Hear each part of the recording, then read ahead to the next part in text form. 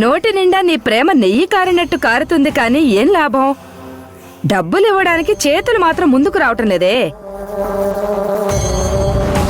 మీ అమ్మని చూసుకోవడానికి 2 కూతుళ్ళుండగా నేనెందుకు మీ అమ్మని చూస్తానే?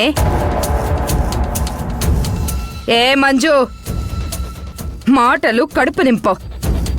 మందు లేందే రోగం తగ్గదు.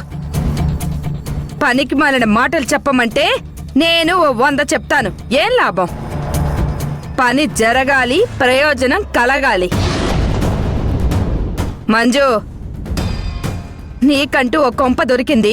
అక్కడే తింటూ అక్కడే ఉంటూ మమ్మల్ని మర్చిపోయావు, అంతే కదా? మర్చిపోలేదత్తయ్య. మర్చిపోకపోతే ఈ ఇల్లు గడవడానికి నువ్వే డబ్బులు ఇవ్వాలి కదా. మరి నువ్వు ఇస్తున్నావా? మరి మా కొంప ఎలా గడవాలి? ఈ ఆలోచన నీకేమైనా ఉందా? పని ఒత్తిడి వల్ల నేను అమ్మ దగ్గరికి రాలేకపోయాను, కానీ వేరే ఏమీ లేదు. ఎంత పని ఒత్తిడిలో ఉంటే మాత్రం తల్లిని మర్చిపోతారా? మొన్న మీ అమ్మ కింద పడిపోతే మా ప్రాణాలు పైకి పోయినంత పని అయింది తెలుసా? అదంతా కాదు. నువ్వు డబ్బులు తీసుకొచ్చావా లేదా? ముందా విషయం చెప్పు. మీ అమ్మను ఇక్కడ ఉంచాలా, బయటికి పంపించాలా అనేది నేను ఆలోచిస్తాను.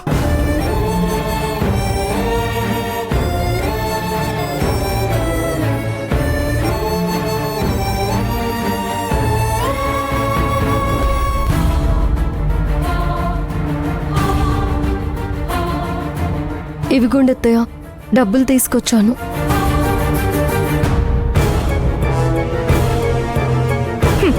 మా కర్మ కాకపోతే ఆ ఇచ్చేదేందో ముందే ఇచ్చేస్తే అయిపోయేది కదా.